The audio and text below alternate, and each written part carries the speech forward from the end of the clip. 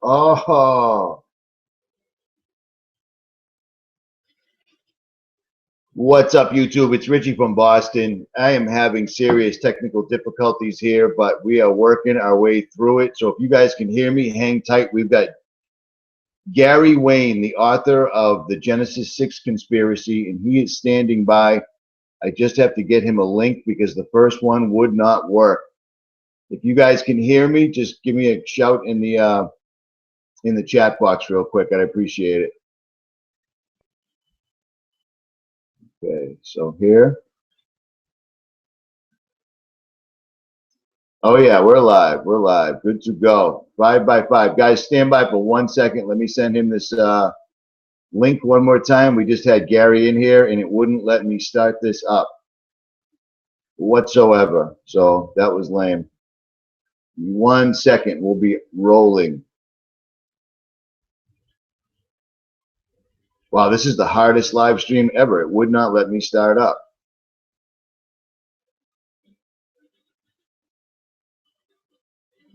So here we go. We are live. We are 5 by 5. Good to go.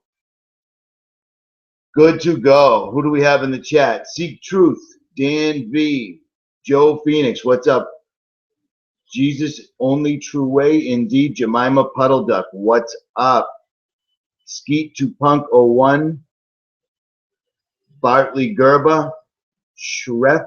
That's a tough one. Trex JFF. Aaron Gardner, what's up, brother? You're a mod now. Ajax 92. And that looks like pretty much all of them. All right, we are good to go. Gary will be with us momentarily. Let me get a screen share going here. Yeah, this did not want to let us go live at all. At all. Worse than normal.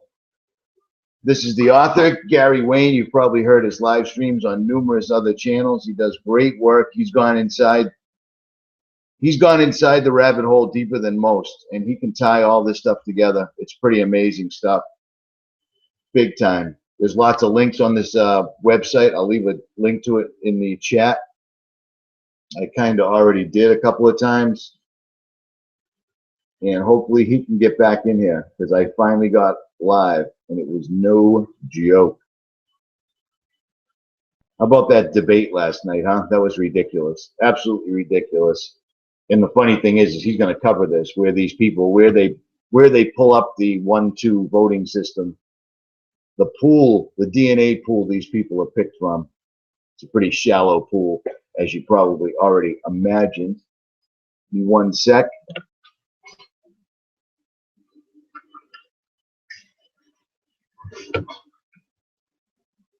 I hope he gets back in here. This was the toughest live stream ever. Usually they kill me.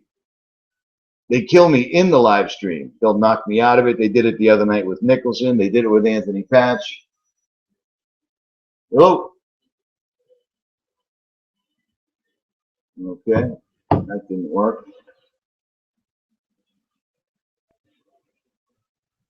Okay, Gary just called me, so that's not a good sign. You guys got to stand by for a minute here. This is just YouTube trying to drive us into the ground. They don't want us spreading this info, and they're not being very shy about it, especially with the new Heroes program.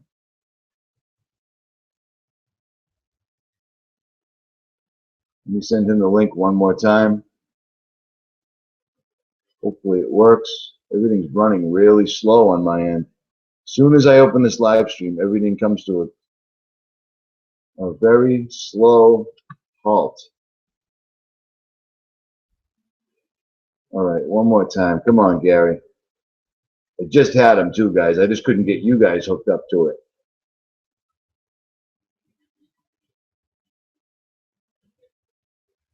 All right, I just sent the link one more time.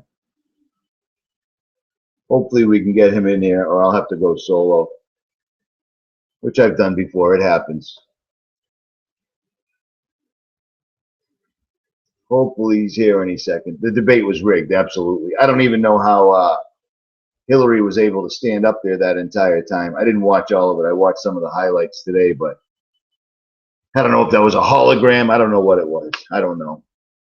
a clone. I don't know. It just doesn't make sense that that elderly, coughing, dying woman was up there debating last night. Just amazing. And from what I saw, Trump was pulling punches left and right. You know what I mean? He could have went right after her for the Clinton Foundation, all that stuff, and he didn't. So it just tells you where everything's at. Basically. I'm trying to get him in here, so I'm a bit distracted. I apologize, guys. You can thank YouTube and their Heroes program. But if we can get him in here, I just had him. He's going to talk about the Freemasons, the Knights Templar, the Queen, the Bible, Nephilim, all that stuff. And it's amazing because this guy ties it together like no other. I just found him a few days ago, and I was amazed I didn't know of him. So hopefully he gets in here, and we're good to go. But this happens to me all the time. You guys are always watching. This happens all the time. I get knocked out of my own live streams. This is the first time I couldn't get somebody in. I'm not sure what the deal is. I almost said Dillio.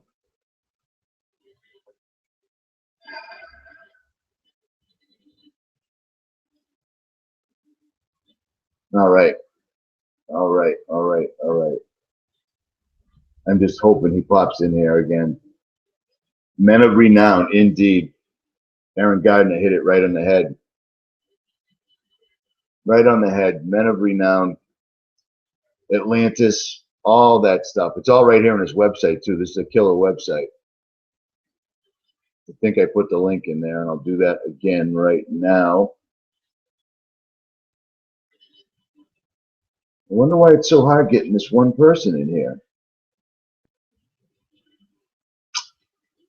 Nada.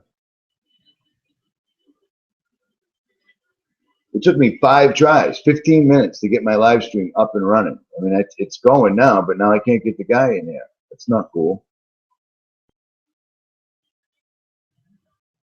Oh, you think being Richie from Boston's easy. It's not. It's not. It just isn't. Come on, Gary, you're killing me, man.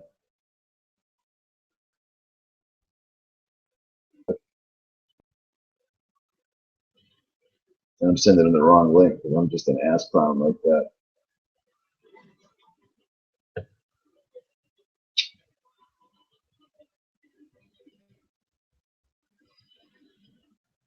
All right, bear with me, guys. I'm doing like 15 things trying to get him in here real quick. All right, so I got to do this. Send the link.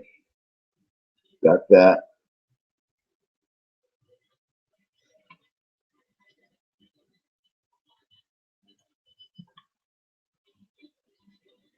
And send. Oh, we're trying to get him on for a week, and now that I got him, I can't get him on to the Hangout, which is really lame. Now I'm not screen sharing.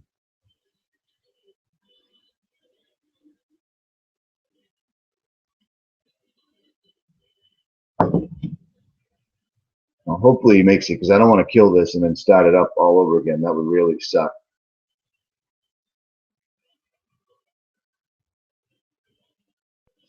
But he explains all this stuff, and he's going to. It might just take a few minutes more. I don't know. I sent him the link 6 times. Oh, Genesis 6. See that? See that? It's Kismet. Sons of God.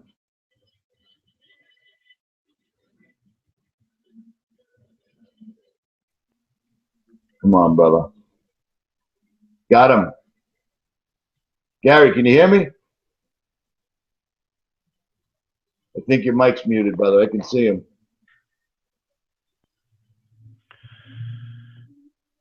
Gary Wayne, here you are. That was hard, huh? That was not easy.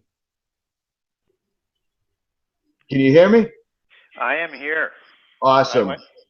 I had to reroute and I couldn't get it to connect again, so I pulled up another avenue to get in. So beautiful. Sorry about that. I don't know what all the the issues were, but I couldn't get it to go live. And then I lost you and I couldn't get you back. So at any rate, I've already told everybody who you are. Most people already know who you are. I've got your website up. Pretty much everybody's already heard it, but they haven't heard it from you. The way you tie everything together, right down to the bloodlines and the blood types, is amazing. So start wherever you want, say whatever you want, talk as long as you want. Okay, and do you want me to talk a little bit about my book, or just sort of the Absolutely. whole... Absolutely. Okay. Yeah, so everybody knows from what the screen is showing and what you've been talking about, the name of the book. And so what my book is it starts in Genesis 6, Genesis 6:3, and it follows the creation of the giants that are created in Genesis 6 through copulation with fallen angels. And of course, this is a topic that's not discussed in churches almost, you know, right across the board. So it's one of those taboo subjects. And so what I wanted to do with my book is I wanted to follow where Genesis 6 meets with end time revelations and connect the two.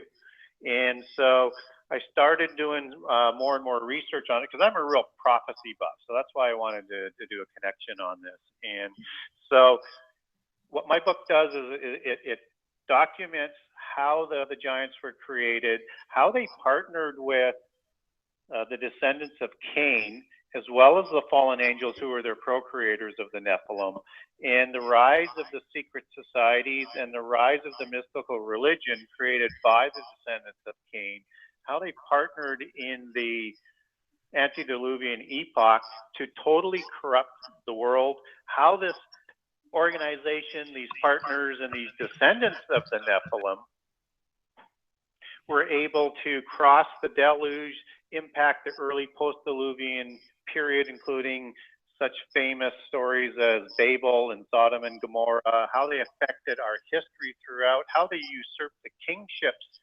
and kept going with these dynasties and these religions throughout our history, what they're doing today, and what they're planning to do to bring about the end time, and inclusive of the Antichrist, whom they are going to try and bring about an Antichrist that has the bloodlines of these descendants of the giants out of Genesis 6 and the ones that crossed the flood.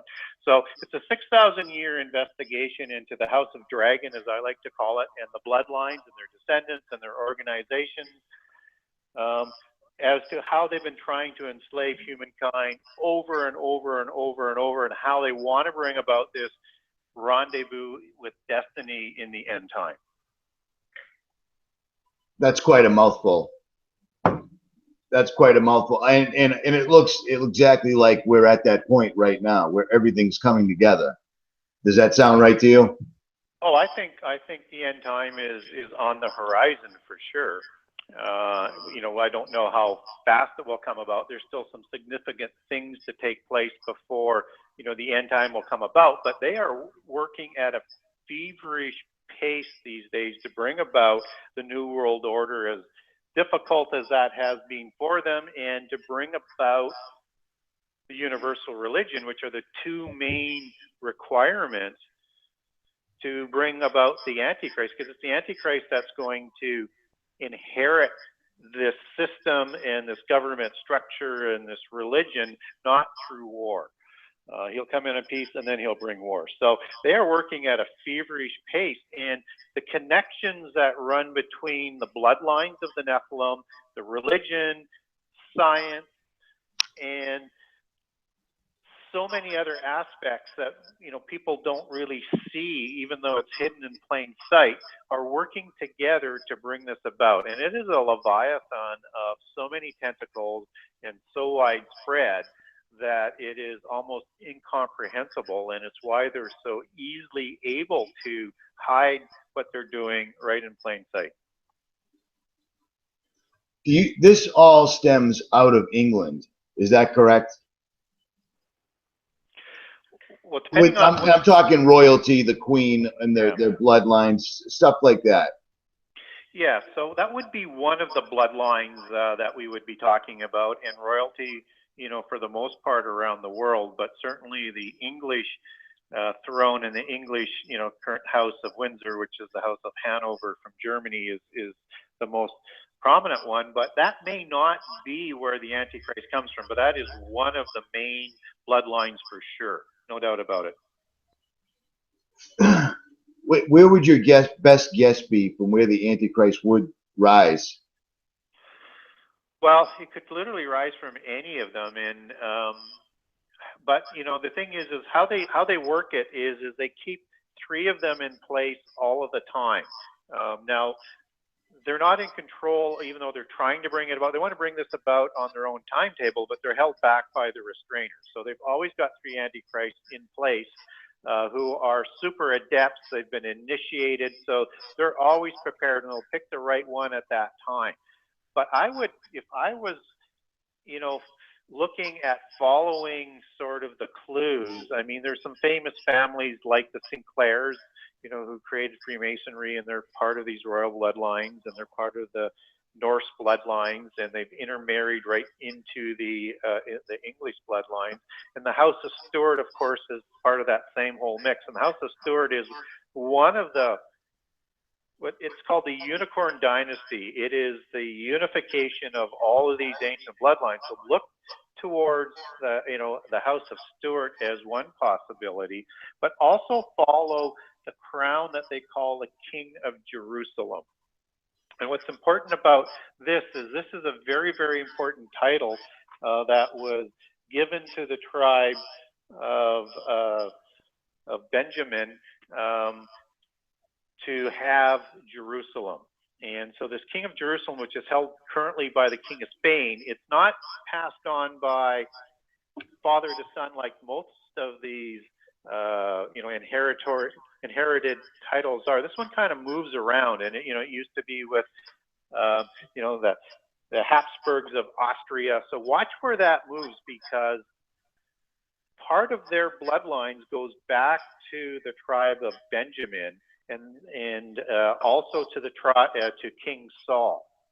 And so they mix so many different bloodlines in to create their pedigree. But this is a very, very important crown and title. So keep an eye on that. So that would be 2 of the areas that I would probably look towards. And certainly I also look at the Plantagenet as well. So a direct descendant through that dynasty is also heavily favored in my mind of who they'd like to present for Antichrist. When you say they keep 3 of them ready at all times, what do you mean by that?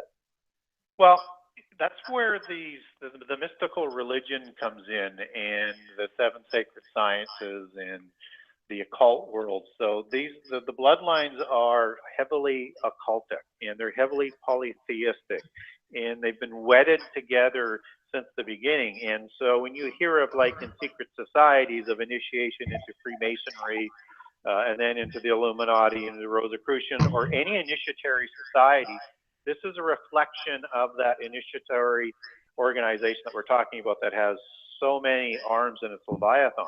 So as you climb this ziggurat, or this pyramid of enlightenment, as they like to call it, is they learn more and more knowledge. And so these 3 ones are super adepts that they train right from childbirth all the way through. And so when we look into the Bible in terms of what this Antichrist is going to be, and he's going to solve all the world's problems, and he's going to be this great orator and do things and say unheard of things, this is the preparation that they prepare their Antichrist figures for. Wow. Wow. So let me ask, if you had to explain your book, like a quick go over, would somebody find, let's say, obviously you'd find Freemasonry in there. Would you find things like Skull and Bones and some of those others, really elite secret societies that people that go through those clubs always end up in government, presidents, Secretary of State, on and on? Yeah, there's so many organizations I can't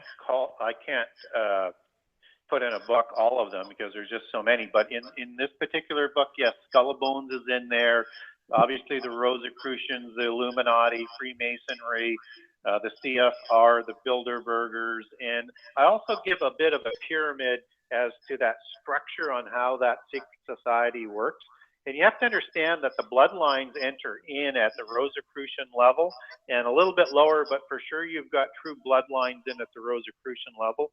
So Freemasonry, for an example, is just more of a recruitment platform. You have to be invited to join them, and then you go through your initial initiation and go through either in the Scottish Rite of 33 degrees or the York Rite of the 3rd degree.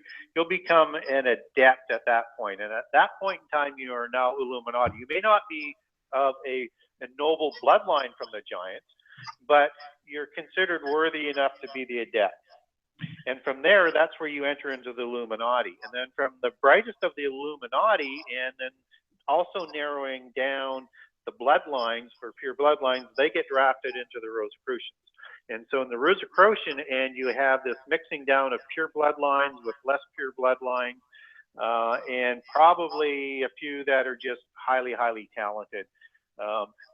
But there is a hierarchy to this, and you cannot understand secret societies or the New World Order or the bloodlines of the Nephilim without understanding that these are one and the same organization, just as the Gnostic religions are and the mystical religions are around the world. And again, I'll track all of that for everybody in the book, and I'll actually take the birth of the mystical religions, which creates the secret societies and the 7 sacred sciences, back through Enoch, which is Enoch son of Cain, not Enoch son of Jared, and through his descendants. And those descendants are, and some people will know some of these names, like Tubal-Cain, which is the son of Lamech. Certainly Lamech is, Enoch is, Cain is Jubal, and Nama. These are significant figures of Freemasonry. They're patriarchs of Freemasonry. And even after the flood, you've got Nimrod as being the first Grand Master of the Masonic organization after the flood. And it all connects back to this knowledge and this religion and the bloodlines of the Nephilim. Wow. How does the present Pope, the one that just popped up out of nowhere and is in the Vatican right now, how is he helping these guys to get to their goal? Yeah, so he's either the last of the popes or the second last pope, and there's a bit of division on that as to what Francis's position is, but he's there to, he's not the Antichrist, and people have to understand, and I know this is very, very contentious, but the religious aspect is different than the government aspect and is separate from the Antichrist, and there are definite and determined roles for each of it. So Francis is, his job is, he's like the anti-pope if he's the last pope, and he fits it because he's also the black pope. And a black pope is the leader of the Jesuits, and the white pope is the leader of Rome. So the first time we have is a Jesuit and a black pope leading the papacy in Rome, and that's one of the things that Malachi prophesied in the Catholic prophecies of the popes, that either this one or the next one is the last one, but he's identified as the black pope and the anti-pope, which is a replacement pope. And so he is the only replacement pope, aside from other one in about 1600, to replace current pope, because Benedict is still alive. And so people think that he usurped it. However that has come about, he is a replacement pope. And so his job, to answer the question specifically, is to become more political, start to be one of those, and I'll come back to this point in a second, one of those bridges between religion and science and government. But his main goal is to start to unite the Christian religion and the religions of the world. And that's why he sent the message to that get together in Washington. That's why he's all over the things going on in Israel as we speak. That's why he's ahead of trying to bring all of the religions together, because that's his role, to prepare the way for the false prophet. Right? So if he's the last pope, he's the anti-pope, he makes the way for the false prophet, just as the false prophet will make the way for the Antichrist, just as John made the way for Jesus. And just as Elijah will make the way for Jesus coming back again, because they duplicate everything. Now, this bridging this connection between science and religion. This goes back to somebody very, very famous in English history again, which is Lord Francis Bacon. And in his book, The New Atlantis, which is they call the New World Order that they're trying to bring about, and I can decode that and come back to you if you want on that. But what they're trying to do is bring together a one world government in this New Atlantis, on the book that he wrote. And in this New Atlantis, there's this religious organization that works in harmony with science and with the government. And this is their mystical Gnostic religion that goes right back to 𝗦𝗵𝗿𝗶𝗍, as I explained. So they envision a religion working with it, but it's a distinctly polytheist religion. Now, Lord Francis Bacon is the guy who wrote the New Atlantis, who the Royal Society was the inspiration for being formed because of the book that Bacon wrote and many other books that he wrote as well. And it actually, even to this day, his picture hangs as one of 3 in the Royal Society. And what's important about that is the Royal Society was the first secular creation of the sciences outside the church, and it was formed for a number of reasons. One is to take education away from Rome at that time in religion, or monotheist religion in particular. The second thing was to develop the 7 sacred sciences to a higher and higher level, away from the oversight of the church. And the third thing is to utilize this science to honor the great architect of the universe, which is the god of the Freemasons and the Rosicrucians, and Lucifer, as they like to call him in Freemasonry, or hell, El is how it should be pronounced or translated in Isaiah. So they're creating science to honor Lucifer. And this is the religion of the New Atlantis. And what's important about that is all science reports directly still today and pays homage to the Royal Society today. So if everybody thinks that science operates in a secular, objective sort of vacuum, that is not the case. It is bolstered by the Royal Society, which is distinctly polytheist, and they like to say in the craft, it was the Royal Society was created by the last of the wizards and sorcerers and became in transition the first of the scientists. And in the Rosicrucians and the Freemasonry groups, they're the ones who came together to form the Royal Society, but heavily influenced by the Rosicrucians. And with the Rosicrucians, they still talk today, as they did back then, directly with spirit guides or avatars or demons or fallen angels, well, however you want to classify that. They're in continual contact with that spiritual realm. So again, I've put out a whole sort of mouthful there that you may want to dig a little bit into. That is a big mouthful. Can you follow up on Francis Bacon? Yeah, I mean, he was probably the most influential person of his day, and he was mentored by, again, one of the more famous occultists of his time, and I'm trying to think of his name, I think it is. Doesn't come to me right off the top of my head, but he was mentored by this fellow, and this fellow was sort of the occultist and astrologer for King Elizabeth. Francis Bacon was one of the most important people of his time. He was second in power in England, next to only the Queen. This is how powerful he was, and he was also around at the time of the King James writing of the Bible, to place that in sort of the 1600s, but people might be wondering when Bacon was alive.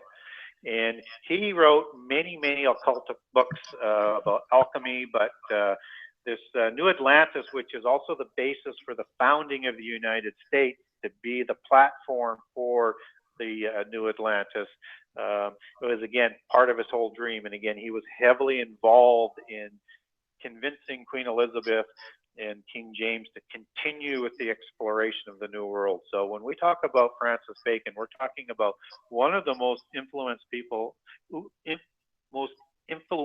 people of modern times.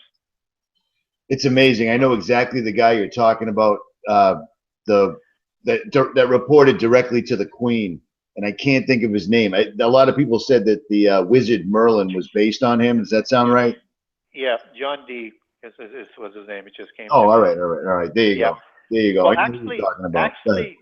Actually, Merlin is based on a sort of characterization of who they draft, which some of your listeners may find surprising, of King Solomon, because they considered him a great magi as well, even though that's another rabbit trail. But Merlin is a caricature of a wizard from Atlantis or a wizard from the Lord of the Rings. And this is a reflection of when you see these wizards and the wizards of Atlantis, or however they're just displayed, or the wizards of Harry Potter. This is an allegory for the mystical religion that began in the antediluvian epoch. And so that's why he has that white hair and that long white hair and the beard, and he has the wand that's made of the Hollywood. And most people will see whether it's Merlin or it's fairy tales or wherever it comes up as just sort of innocent narratives and storybook characters. This is not. This is telling their story, their genealogy, their history, and their religion, and they brainwash people all the time with it. That's amazing. I say the same thing so often to people, and they still just don't seem to get it. The giants, the things that we saw in mythology, the things that are written down and presented to us as fairy tales are basically the actual true history. And people don't want to understand it, and it's coming back. They're working really hard to recreate this stuff. They are preparing us for this, for when they reveal all this information in the actual end time. And again, I think we're getting close to it. And so they've been brainwashing us hard. And you can't look at a fairy tale or entertainment of any sort, seemingly today, where they're not either promoting polytheism, which is Eastern religions as well, or whether or not they're producing a world government, or whether or not they're showing heroes of old like Superman or Batman, which is again just a reflection of the Nephilim from ancient time, because hero in the ancient understanding, as in the term superhero, was a demigod born from a god and a human female. And so when we see these superheroes, that's again that reflection. So anything about giants and gods or titans or Anunnaki or any of the giants around the world that they show, this is again showing their history, just as the Ring Lord, the Lord of the Rings, is showing their history. And again, this is all about the Anunnaki side of the giants, and again, the partnering of the different beings that were created in prehistory. And even at the end of the trilogy, you have all these other beings sailing away on a boat, which is an allegory for the flood, because now it's the time of man.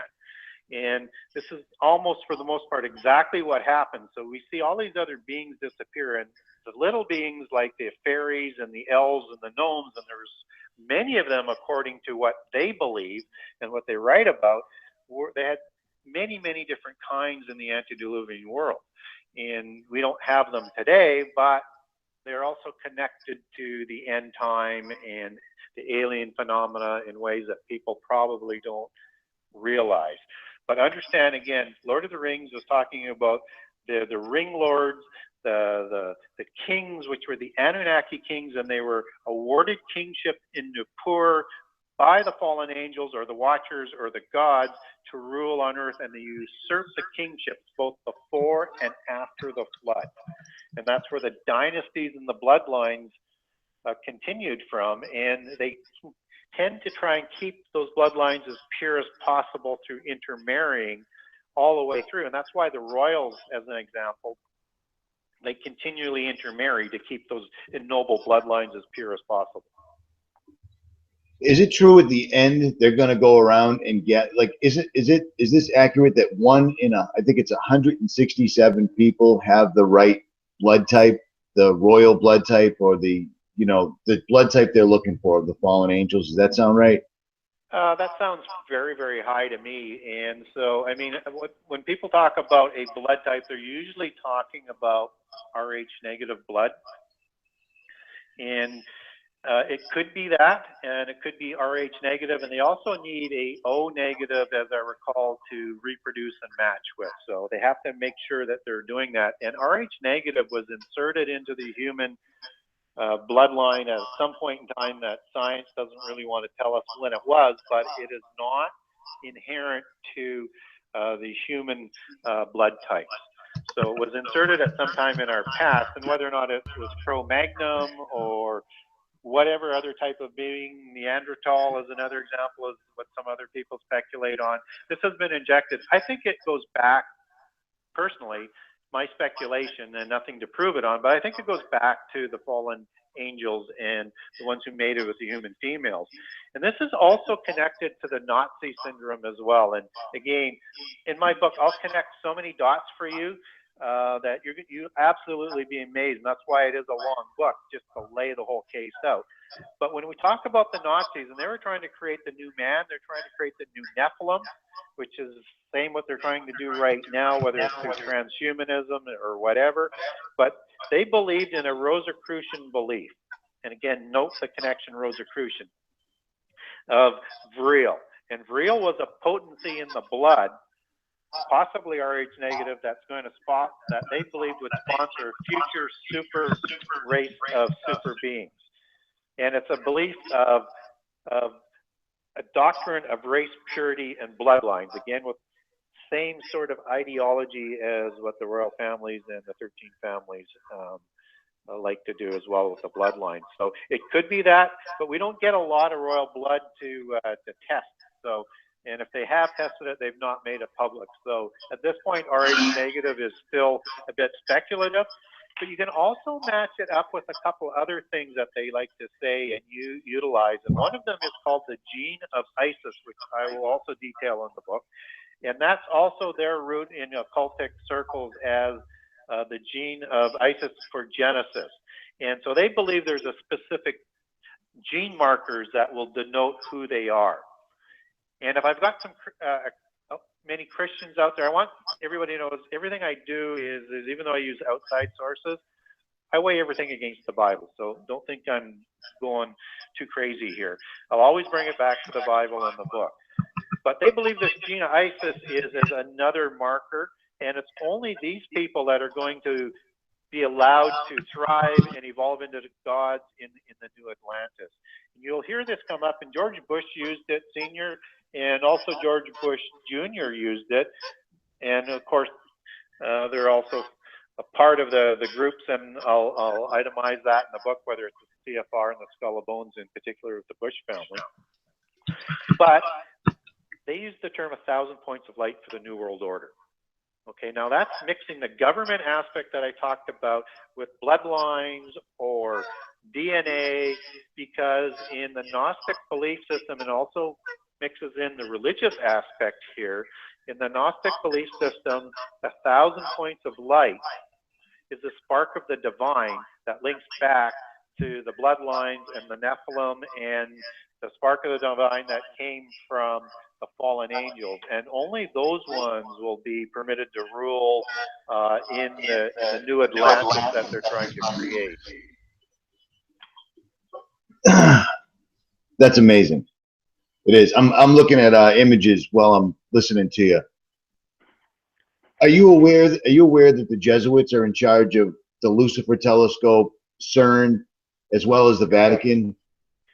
And that's all part of it?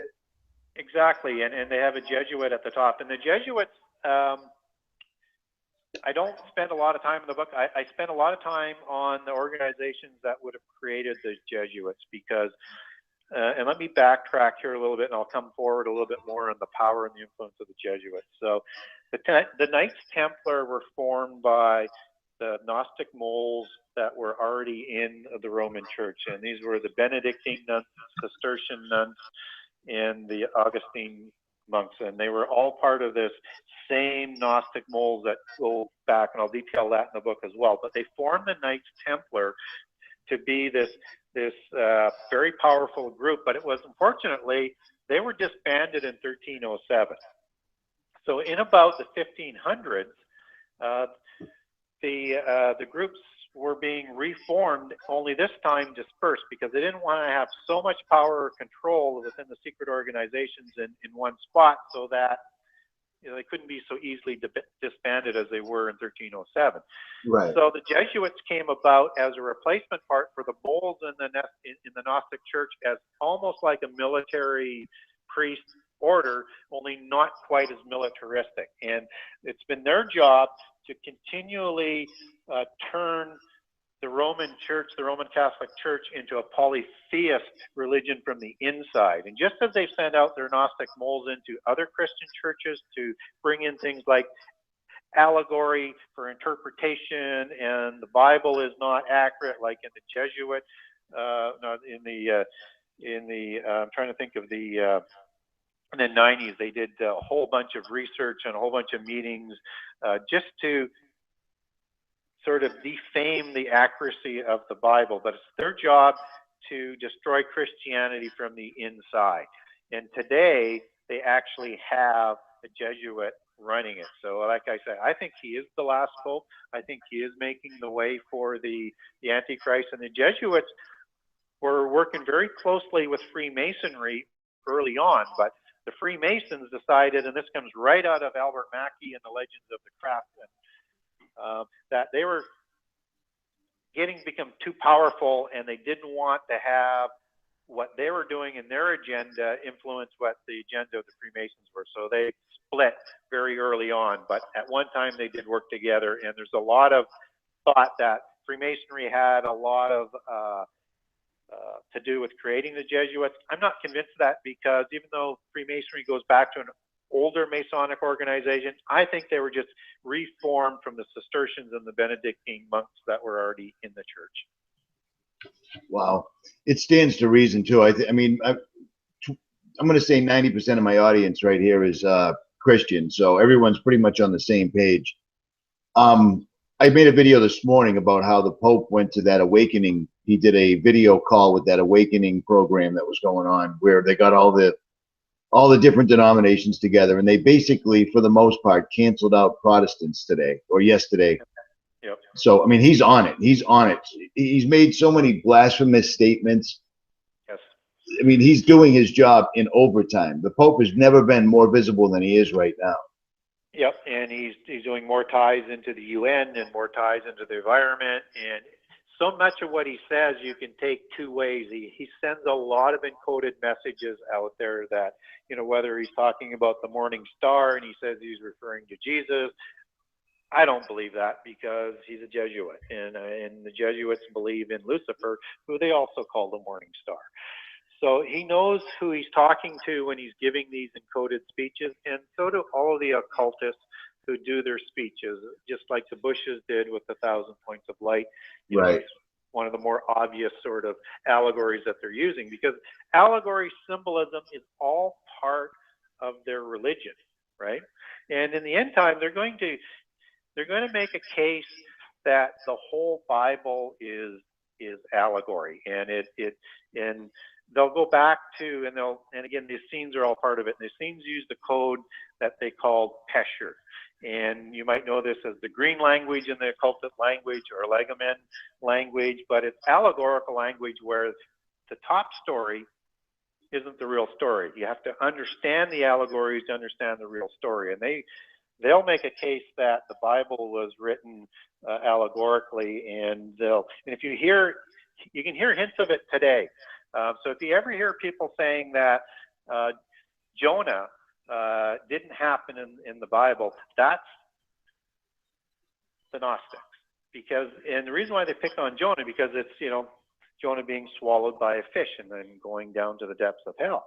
The reason why they're doing that is because they're going to come out as one example of saying, so the sign of Jonah that Jesus said would be the sign for that wicked generation. And so if Jonah is an allegory, then the crucifixion is an allegory. Oh, right? yep, that makes perfect sense. And the Pope's already alluded to these things. Yes, they do, Wow. and you have to understand the language that they're talking in, and they'll use, and in Freemasonry they have 2 King James versions of the Bibles. They have some other translations as well, but the one that gets issued to the lower initiates, they have specific verses that they have them sort of sign that sort of help them as they go up. But they focus on several of these verses that focus on Jesus just as a man, and that an immortal human being. And the reason why they do that is they're preparing, because when they created the King James Version Bible, people aren't going to like hearing this, but and Bacon was heavily involved in the background of the editing on this.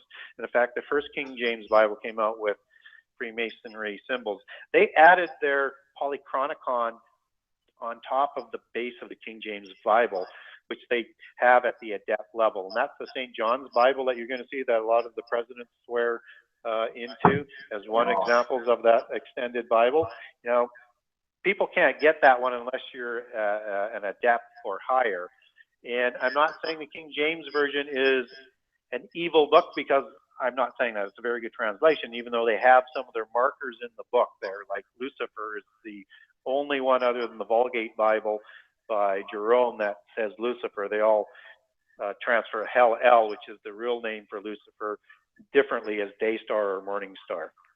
There's a few other markers that I have in there, but I guess where I'm going with this is they know our Bible inside and out, and they have prepared very, very well to deceive the elect, if that were possible. And apparently it will be, because they are going to try and lower Jesus from deity status down to prophet status. And they recognize him as a prophet, but a prophet of their cult. So when you talk about Gnostics, Gnostics can also call themselves Christians, because a lot of people like Ted Turner, for example, who calls himself a Christian, he's a Gnostic Christian. He's not lying. They just don't believe Jesus was the Son of God or deity status. They just believe he was human and he didn't die on the cross. Wow. I've already heard that come out of the Pope's mouth. There was a big hubbub about that he said that never actually happened. And yeah. You've also answered a question someone had for one of my guests the other day that it kind of got glossed over. I lost it in the chat, and they had asked, do you think that Francis Bacon fooled around with the King James Version? Because a lot of people hold that to be perfectly true. I have several versions of the King James, stretching about 120 years between publications, and they're all completely different. Yeah. So they are slightly different. There's no doubt. There's been an evolution on that. And if people want to go to Acts 12:4, if I've got my verse right, it says Easter. No other translation says Easter. And by the way, I use 6 or 7 Bibles so I can sort of triangulate the meanings, and then I also take it back to Hebrew so I can understand it. All other translations, translate that as Passover. And if you take that back to Easter through Strong's, it'll say Passover. There's no way the most learned people of that time, including the most learned of the Jesuits who were translating the Bible, would make that mistake. It's there for a marker. And just as they translate, the name of God, Yahweh, they translate it wrong something like 4,000 or 5,000 times. They use the word "my Lord," right, which is Adonai, and it should be translated Adonai, say 430 times, but not 5,000 times. And the reason why they use Adonai is because that's a God that's equivalent to Baal, Zeus, Osiris. They're all the same God, because the pantheon is the same pantheon with just vernacular names. And so again, they've overlaid their God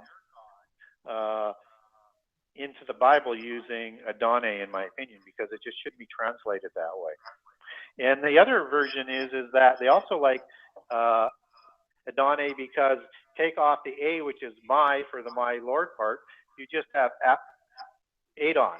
And if you look at, again, things that we see in plain sight, the media and the occult are just crazy about the Amarna dynasty. And if people aren't familiar who the Amarna dynasty are, think of King Tut.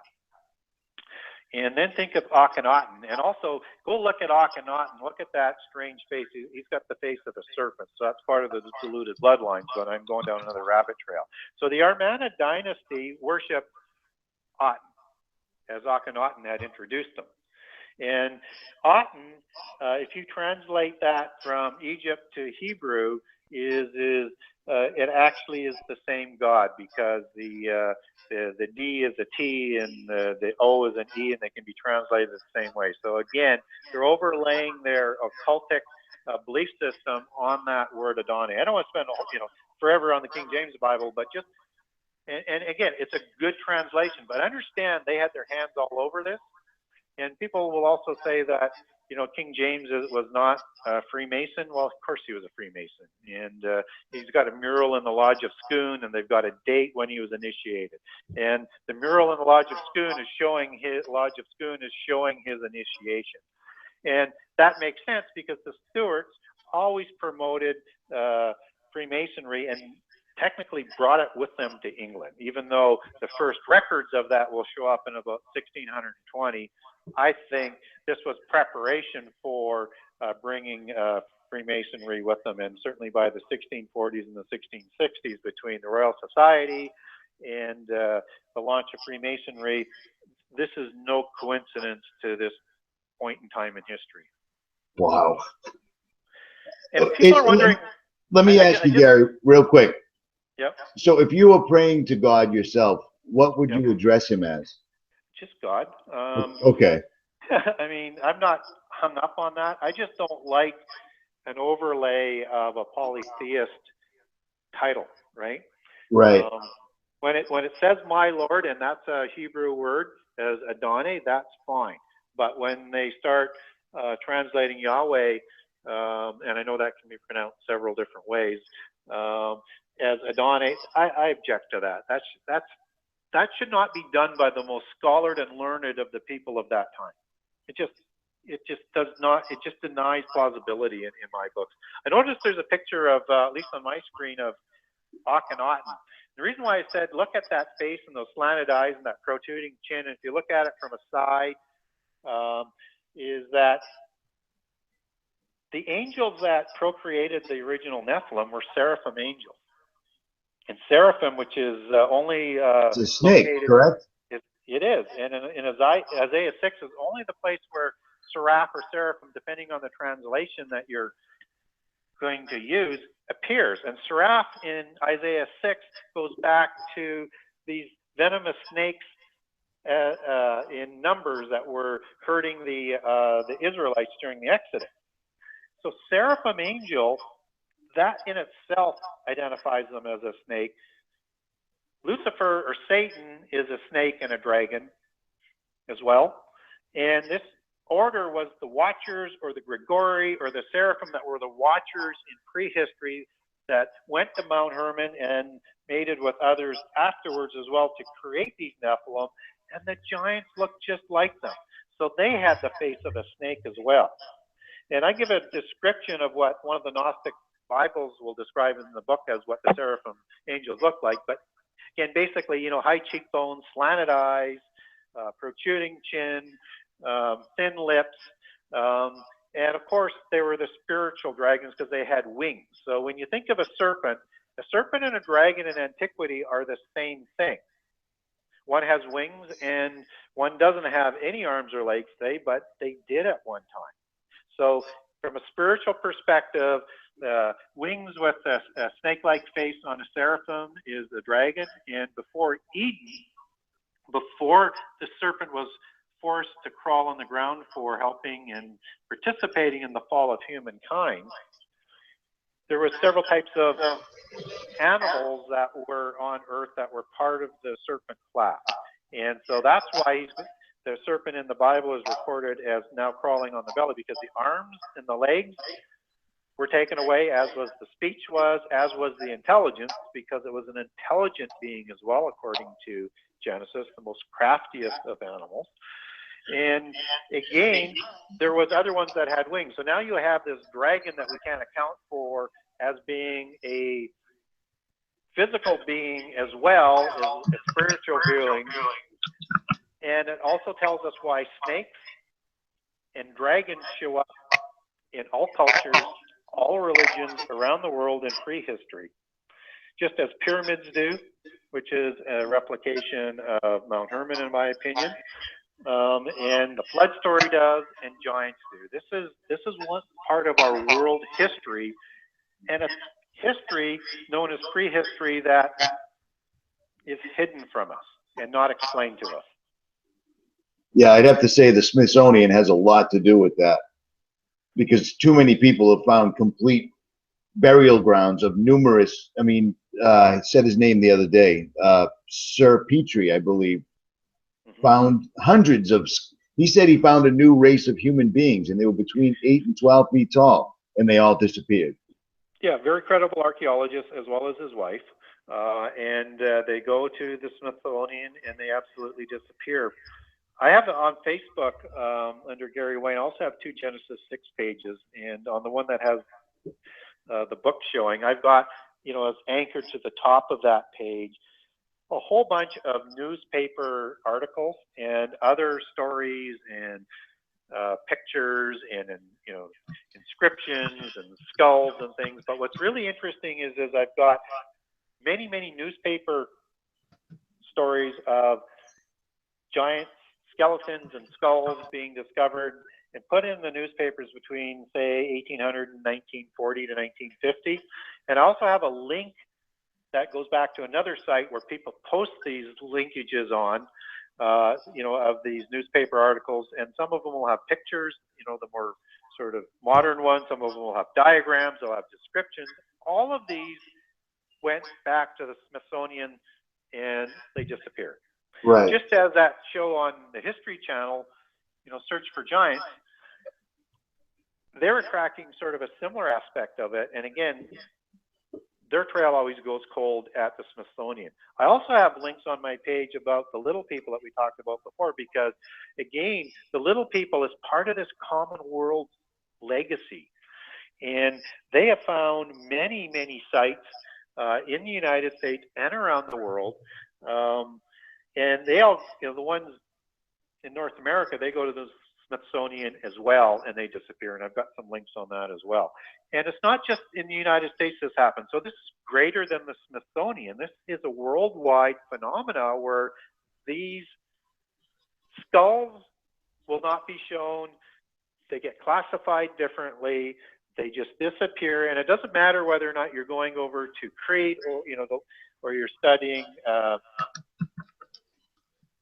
places like the cultures of the Minoans and the museums. They do not show any of those bones or those skulls anymore. They keep them in the back. And it is just one of those things that is just replicated wherever you go around the world. And it's going to be very interesting as we watch what happens to these Peruvian skulls from Parasca, if I pronounced it right, as to what happens with that, because these just aren't elongated skulls. And again, these elongated skulls I'm talking about that come from giants, you can bind a skull and flatten it out, which they did to emulate the Nephilim, and some of the priests did it around the world, but you can't create it and make it bigger. Right, exactly. You can't have it, you can't make it have more mass or have it missing. I can't think of the term. The crack in front of the skull on a human. Yeah, the sutures, right? Right. That jagged suture stitch is not there on these elongated skulls. I mean, it just defies logic and understanding. But you have to understand what I was saying earlier about all science pays homage to the Royal Society, and the Smithsonian reports back to the Royal Society. Right. That makes perfect sense. Right? Yep. And so they're trying to control this message for whatever their reasons are, right? And they want to be able to control the message until they're ready to come out and present people in the end time, after they've been well prepared and they've got their platform in place.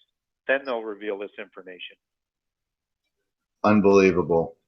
I'm going to a Watchman's conference this weekend in Knoxville, and I'm going to hopefully get a chance to interview 𝗦𝗲𝗍𝗲𝗺𝗍𝗍, who's been chasing this stuff down ever since I've been on YouTube, I think.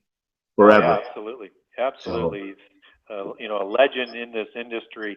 And he's also been doing some research on that little fairy object that he's also posted some x-rays around. So I'm following that very closely because I like to talk and spend a lot of time about the fairy and the fairy allegory and how that fits in with the bloodlines as the matriarchal aspect and the little people that's also part of this whole thing, because it's all connected. And so if he actually can come out and show that this is a real being, and you know every time I say this, you know, I'm going to wait for the results and be like a doubting Thomas until it actually gets revealed, but I'm hoping it's real.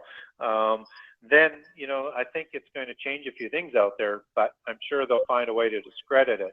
And if people don't understand anything about fairy mythology, this is the fairy allegory, and that's why fairy tales is so important to understand the language of fairy tales as part of the Nephilim narrative.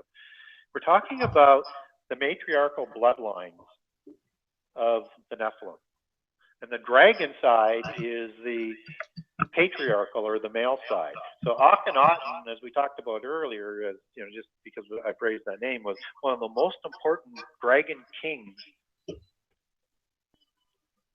and that disappeared. And then the matriarchal side goes in legend to Spain with Skoda, and then to Ireland, and then to Scotland, and intermarry throughout the English bloodlines as well. These Akhenaten bloodlines, taking with them the Akhenaten throne stone, and also mixing it with the Bethel stone that came over with in their legends and mythologies with Tamar, which was a daughter of Zedekiah. But now I'm going down too much of a rabbit trail here. But understand that you have to understand dragons and vampires and ravens as an allegory, and you have to understand fairies and owls and Lilith as part of this whole allegory, and they're all interconnected, and that's why this intermarriage. And in fact, they used to start new dynasties through pure blood matriarchal lines. And again, you're going to see Lilith and screech owls, which is another connection, show up in Isaiah, and I'll explain that in the book as well. Wow. You've gone seriously in depth. How long have you been researching to make this book possible? Well, I started to stumble on it, you know, when I started to really get into prophecy, and that's been going for over 30 years, and then seriously on the writing for about 20 years, and serious on the research. And the more I dug, the more I found. Yeah, I can. It just kept opening more and more doors. Yeah, I can imagine. I think the secret behind the giants is it would ruin their entire evolution fairy tale. You know what I mean? Well, it would, and they're not ready to scrap that yet. But they will bring evolution to heel, because it is one of their products. And Darwin was a known polytheist and studier of mysticism. So they're just continuing to perpetuate this until they're ready to reel it in. It really comes out of the Eastern religion that he was heavily involved into, about the evolution of the soul and the spirit towards godhood, which is, again, everything that was promised in Eden, that you can be like God through this knowledge I was talking about, as part of being a god, along with they have to somehow recreate immortality, which is, again, part of the transhumanism aspect that they're also working on.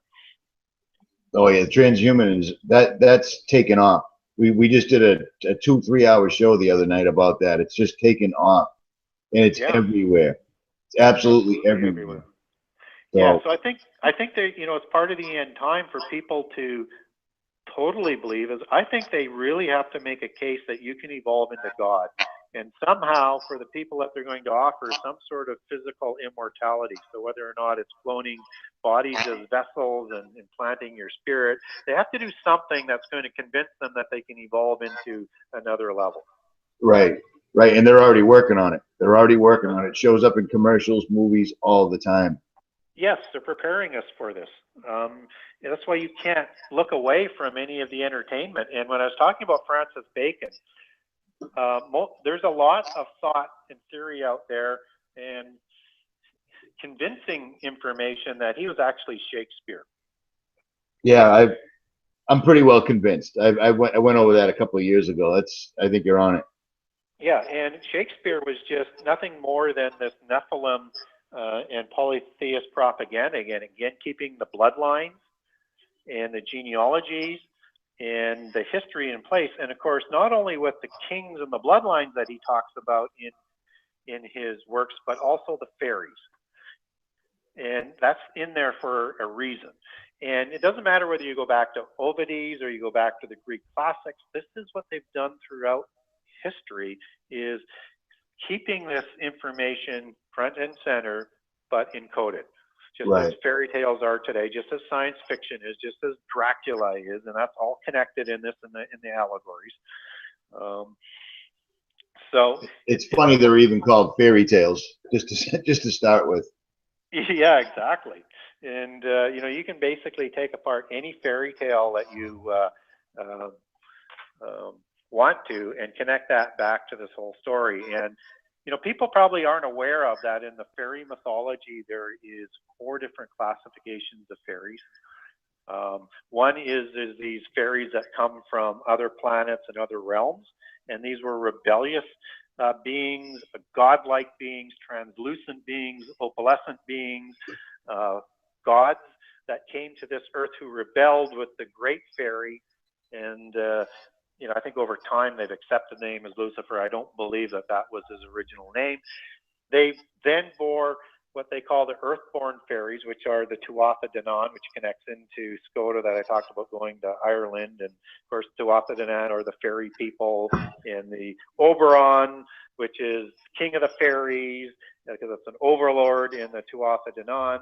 You also have the daemons, or the demons, depending on you want to pronounce that. That's the bodiless spirit of a giant, because the first generation had the immortal spirit until God stopped that in Genesis 6 to 120 years, even though that took time to enact.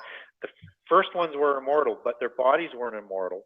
So when their bodies died, their spirits did not go to sleep, and they weren't permitted to go to heaven. And those are the demons that Jesus refers to, and the famous one is Legion, that doesn't want to go back to the abyss, because the worst of the demons and the fallen angels who had sex with the humans, and the worst of the fallen angels are in the abyss. But not all fallen angels and not all demons. That's who Jesus was referring to, and that's also who he visited in 1 Peter when he went to the grave, while he was in the grave, to talk to them that their rebellion was over. So daemons are the bodiless spirits of the Nephilim. And then the 4th class, which people may not be aware of, is called elementals. These are the little people, and within the elementals, there are 3 classifications. Those are gnomes, leprechauns, and little people. And within the gnome classification, that's where part of that name comes from, Gnostic, because they used to keep the records and the genealogies in prehistory and all throughout time according to their lore and their belief system. Wow. And goblins. And within the gnome classification, there is a gray gnome. There is a gray fairy, and they're called the Grey Neighbors in Scotland, the Little Greys, and other fairy lore. They have flying machines. They have technology. They kidnap people for a fortnight or 14 nights or 40, I can't remember now, but a fortnight, and return them. And people can't remember what happened, and they re-kidnap them, and they're trying to re-stimulate their genome so that they continue to reproduce. And I give a description of a fairy abduction in my book. And if you did not know I was talking about a fairy abduction, you would swear it was a gray alien abduction. That's incredible. That's absolutely incredible. I make sure I stay away from movies. I always have, and it sucks because I used to like movies, but every time I see my girlfriend's son watching something, without fail, it has something to do with transhumanism, something to do with the Large Hadron Collider, or something to that effect, or they simply mention the New World Order or our overlords. Yep. I mean, they don't, for whatever reason, they show the kids exactly what we're looking for in real life. You know what I mean? It's just insane. Yeah. So they're prepping them for whatever reason. Yep. And you know, you look at all of these vampire movies and stories and literature that's out there, and now they're changing the vampires into good people, right? And you know, traditionally it was the Christians against the vampires. Well, you know, Dracula is translated with the A on it, is son of a dragon, and this is the same imagery. And Dracula was based on Vlad the Impaler and his father, and he was, you know, he had pale skin and he had green eyes, and he had this condition where he couldn't go around during the day, but he's also part of this royal bloodline, right? And he was initiated at the School of Solomon in Austria into the mysteries. And so this is who Dracula is based on. You put those fangs that Dracula has on, now you have a cobra fang or a rattlesnake fan, and so that's how they drink blood. And this is the snake allegory being overlaid back into the dragon overlay. And when they drink blood, they become immortal. And some of your listeners may be well aware of that. One of the great sins of the Nephilim in prehistory was drinking blood to try and keep the mortality that they had lost. And it was also another sin that Nimrod restarted at Babel again. And so when you understand that this is good against evil, this is their typical dualist polytheist religion in an allegory with the Christians trying to destroy the vampires, but underneath the meaning is they believe that we are the evil ones, right? And we're preventing them from evolving into gods. So again, Dracula is just another allegory to prepare people for the end time. That's insane. I mean, I don't know if the stories are true, but we always heard for years that the Bush family had direct ties back to Vlad the Impaler, Dracula, so forth and so on. I don't know the validity of that. I've got a link on one of my pages where Prince Charles declares that he is, and then that goes back to the Hanoverian dynasty, to the German aspect. And Vlad the Impaler was part of the Circani Ron, which was the Ordo Draconis that was recreated in 1408 to do two things: is keep the dragon thrones and the dragon bloodlines alive, and to continue the pursuits of thought. And so when Prince Charles says that he's part of this bloodline, I believe that. And most all presidents, and I haven't done any research on Obama, but they'll take them back to the Plantagenet dynasty. Yep. Right? Well, the Plantagenet dynasty is the same bloodlines of the Stuarts and the ones that are on the throne through intermarriage in England now. They're the Merovingian bloodline. They are the bloodlines that go back all the way into history. Plantagenet dynasty is one of those crossroads intersections that, you know, eventually produced the Stuart dynasty. Unbelievable. And again, I'll document that in my book. Unbelievable. How long has this book been out, Gary? I only heard about it about a month ago. Yeah, it's been out for about a year and a half, and I'm a newcomer to this genre, and so it's been taking some time to create a platform. But today, if anybody Googles Gary Wayne Genesis 6 conspiracy, they're going to see an incredible amount of media coverage in terms of interviews and stuff that are out there. Oh, so, I have. I've seen several of your interviews on really, really large platforms. So I was amazed. I was absolutely amazed. I was like, I got to get this guy on. So. Yeah, and what I've done in the book, because what I really wanted to do was not only just connect the dots, but I wanted to bring credibility to this whole genre and tell the whole narrative. So I have over 100 pages of endnotes, and you can see the sources that I'm quoting. And I let the other side speak for themselves, because it matches up with what the Bible says, just from a polytheist perspective, whether it's prehistory or what they're planning to do in the end time. So I'm not speaking for them.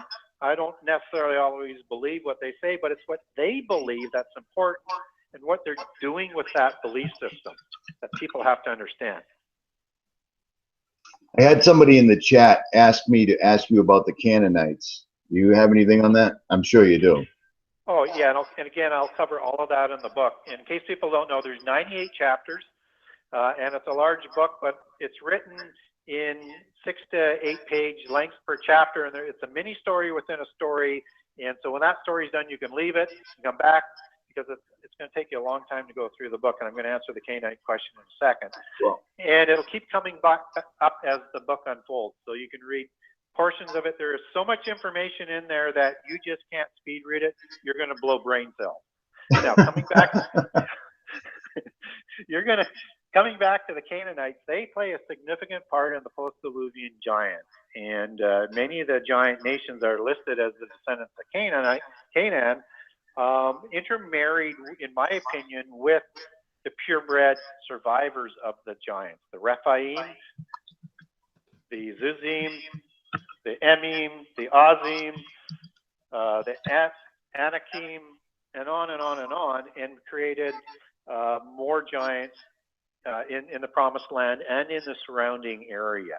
Now, the Amorites, as part of the Canaanites, are particularly notorious. They were so interbred with the Nephilim, the Rephaim, and the Anakim, because they're both separate and included in there, even though the Bible will say that Anakim are Rephaim. They were understood as different for whatever reasons. But anyways, they did intermarry, and they were very much taller than the average human, the average Amorite, and they also had kings that were all Rephaim. King Og was one of those kings, as long as his brother, King Sihon. And so they settled in the covenant land, and they waited in ambush for the nation of hope to be created and come. And it was their intent to wipe Israel from the face of the earth so that they couldn't bring about the Messiah. Just as the Amalekites, and I'll make the case in the book about Amalekites, were also not only descendants of Esau, who felt that he had lost his birthright and his blessing, and the Messianic blessing as well, also wanted to eliminate Israel in the Exodus. And Amalek was the son of a Horite by his mother's side, and Eliphaz was on the Esau side. And he merged with the Horites to create the great Amalekite nation. And I'll make the case in the book, the Amalekites were another strain of giants. Unbelievable. In the description, I'm going to leave a list, numerical list of all the chapters in your book, so people can see what's going on with it, because I have that, and it is expansive, absolutely expansive. Yeah. Is this a hobby for you? Is this just something you've always been driven to do? Yeah, and to the point of being obsessed with it at times. So well, it stands to reason. Yeah, because it pertains to right now. You know what I mean? Yeah, and I wanted to bring credibility to it. So I wanted the people to know the sources, and that people who I get a lot of contact with, they'll say, I started looking at the footnotes and the endnotes because I couldn't believe that could be the case, either written in the Bible or where you could get this information. They just stopped looking after a certain point because it's well documented. And I want people to go out and check those sources and check the veracity of what I'm saying, both biblically and outside. And so if you want to get a peek into this in greater detail than I can put in the book, because there's so many sources that I've used, just go to the bibliography. You can go pick up most of that information yourself. And one of the key things which was just changed the whole direction of the book was when I got given the book by 𝗦𝗵𝗿𝗶𝗍 called The Legends of the Craft and the Legends of Freemasonry. And when I found that they take their Masonic organization right back to the time of the Nephilim and the time of Enoch, and tell about Nimrod and accept all of this as part of their history, that just led me to say I need to look further into what these polytheists actually believe, because even though it was from a polytheist perspective, they were telling the same story. Unreal. Unbelievable. I never thought in a million years I'd be living the tail end of the Bible out. You know what I mean? Yeah. It seems like everybody thought that their generation that the Bible was referring to, but it's really happening. It's really happening right now. It seems a lot closer, and you know, the three biggest things, you know, is world government, number one. Number two is a universal religion, and number three is how is the sacrifice going to be done on a wing of a temple? And all of those things are starting to be answered. And so, you know, even the sacrifice, if there is a universal religion, well then, you know, the Jewish people could be permitted to do the sacrifice in the temple where it is today. Or, as archaeology is now showing, is that if they were to take the records, and I quote Josephus a lot in my book as well, because he gives so much information about this, you know, the period of around when the temple fell, and does a whole history of the Jewish people. But if you follow the directions of Josephus as where the temple was located, and they have done this now in archaeology, is they find that the temple or the holiest of holies was located is not on the Muslim temple. It's actually just off and away around this circular sort of cliff or valley that you can see if anybody's been over there or looked at pictures on it. And so they firmly believe that using Josephus's reference points, and he wrote that down at the time, where complete with landmarks and exact dimensions of where the temple was, perhaps they'll build it there to do the sacrifice. And if I look at what's going on with the religion today, it may take time, and if I look at what's going on with globalism, it may take time, but right. Never forget about cataclysms. And what people need to understand is two things about prophecy. Is it's fulfilled in ways that people don't believe it's going to be fulfilled in, and they're always fooled by it, aka the Jewish people and Jesus is a classic example. You know, how can you reject your Messiah when you have all these prophecies? Right. Didn't come in the way that they had imagined that he would. And great cataclysms which allow things to happen very, very quickly and can reshape the world. Just as World War II and World War I permitted the creation of the nation state of Israel today, those type of cataclysms can change things quickly. So if you have nuclear war or nuclear detonation by terrorists, or if you have some sort of environmental disaster, or if you have huge volcanoes going off, or if you have economic collapse, or if you have some sort of introduction to aliens at the deception, you know, as us being part of this galactic universe of beings, that will drive people very quickly. So be aware of cataclysms, because they can drive the agenda quickly. Well, speaking of that, I've been waiting for the huge earthquake on the other side of the planet where they unearth the artifact that proves there was no God and that we were invented by aliens or something to that effect, because it seems like that's right around the corner. Any moment. They will overload us with information about why everything that we believe is wrong, at least as Christians, and reintroduce the polytheism. So don't look for Islam as being, in my opinion, of the universal religion, because you can't do this by force. But you can do it by people wanting to join and through deception. And so it's going to be the religion of Babel and the religion of Enoch the evil, son of Cain, that I keep referring to because there's two Enochs. That will be this end time religion. And this is the Gnostic religion. And I'll document that in the book on how that relates back to these ancient religions. So it doesn't matter whether it's Zoroastrianism, it doesn't matter whether or not it's Buddhism, they are all one religion, and I'll connect that for people. Wow. Wow, and it's so close, man. I mean, like I said, the Pope Francis is furiously working on that, along with global warming. You know what I mean? Since when does a Pope care about the weather? They never have. You know what I mean? Well, and again, I mean, if you look, I'm going to come back to that one in a second. So if you look at the only people that are going to be real naysayers here when they overload all this information, it's going to be the Christians who understand their scripture, right? Right. Yep. And loose Christians are going to be easily deceived. And that's why we're going to be persecuted in the end time, because we're going to stand up and say, no, that's not right. And they're going to persecute us to death. But when we look at what were we just talking about? When we talk about global warming, or we talk about peak oil, or we talk about overpopulation, we talk about a number of these concepts that were created to drive and cattle herd people into globalism and into the New World Order.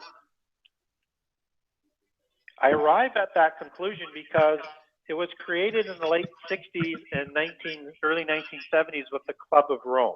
And who the Club of Rome is a very high level of bloodline that was created to create the New World Order of 10 separate states, 10 groups of countries. And so this is just part of their propaganda, because these things, they make borders meaningless. They cross borders. They resonate all around the world. And 10 nations is very, very important, but 10 empires, 10 groups of nations, 10 trading blocks, 10 spheres of influence. You've heard these terms used. These are their terms for the 10 empires of the end time that they're trying to bring about. What's important about that is when I talked about the new Atlantis that Bacon talks about, which is the New Age, or the 1,000 false years of their millennium of the New Age, Atlantis was considered the helm of world government in their belief system and in prehistory. And Atlantis had 10 separate empires working as one. And they're trying to create the new Atlantis. They use that language for a reason, in plain sight. We just have to understand how to decipher what they're talking about. So these groups of nations, they're going to do this through calamities. They're going to do it through global trade. They're going to do it through the internet and bringing people together. They're going to do it through environment, but they're going to cattle herd people into 10 economic zones that are going to send one representative to this world government, and it's going to be the Roman Church that bridges this and negotiates this and brings about the 10 nations, the 10 empires. And then at 3.5 years into the last 7 years, then the Antichrist overthrows 3 of these empires, probably the Western democracies, because he's going to redistribute the plunder. He's going to make things very, very large and make Obama's distribution of the wealth small scale. But this is referring probably to the richer democracies that are going to be overthrown, Europe and in North America. And then he destroys Babylon, which is the universal religion. But Babylon, in the meantime, will have power over great people. And then, and then, of course, in the last 3.5 years, Antichrist sets up his own religion. But it will take a tribute off of every transaction in the world, according to the writings. Wow. So when you hear about a value-added tax, that's what's coming.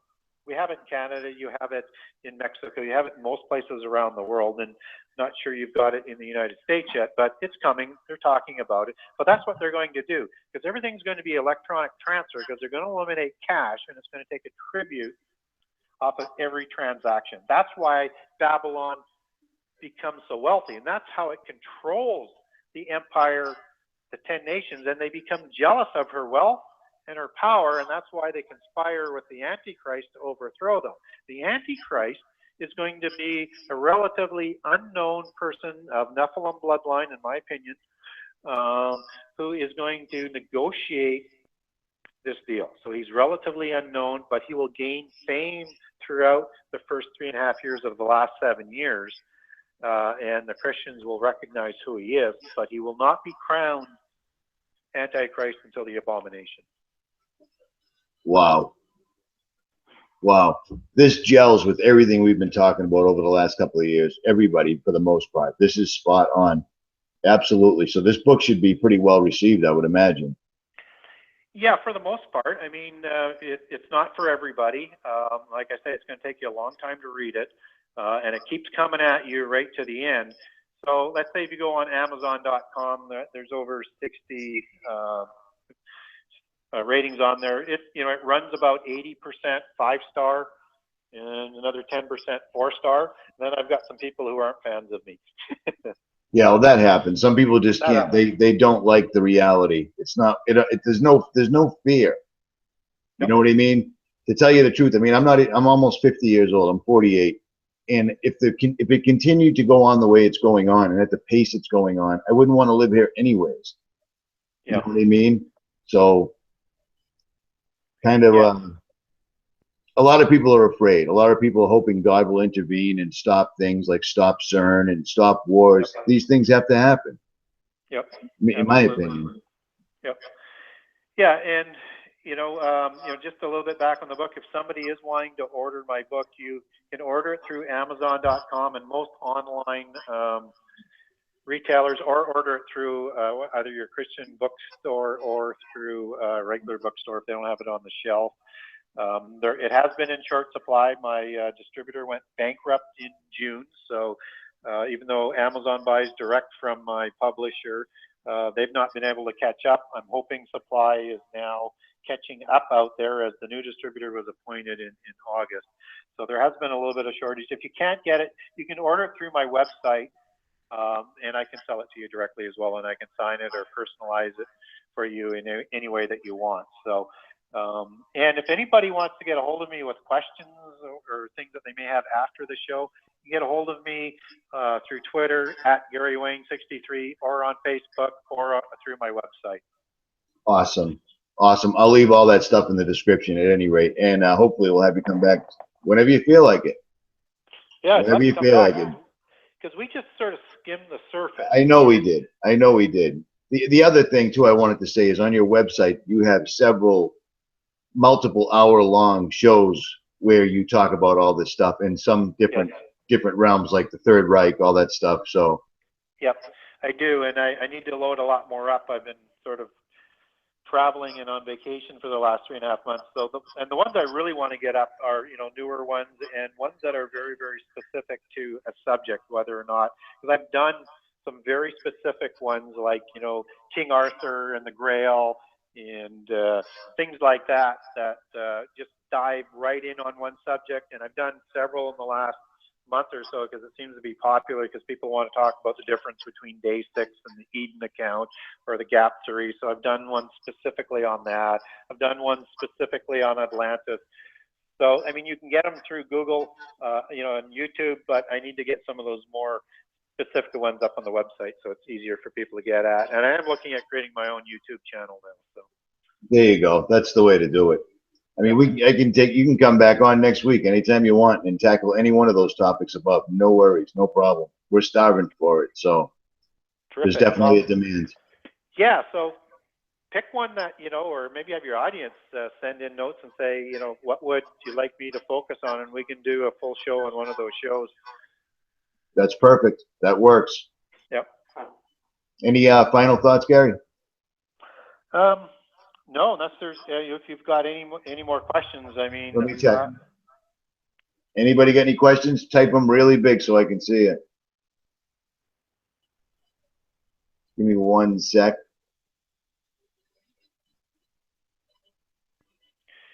One of the things that people don't realize, and they'll learn through the book and learn through my shows, is prehistory, in my belief, with the development of the sacred sciences.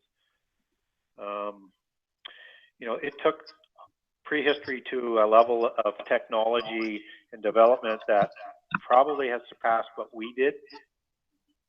And that's again part of that hidden history that people don't understand. So not only were there different peoples and a whole bunch of different things going on, but that's why Jesus said we needed to learn about prehistory in the days of Noah, because when he comes in the end time, it's going to be like the days of Noah.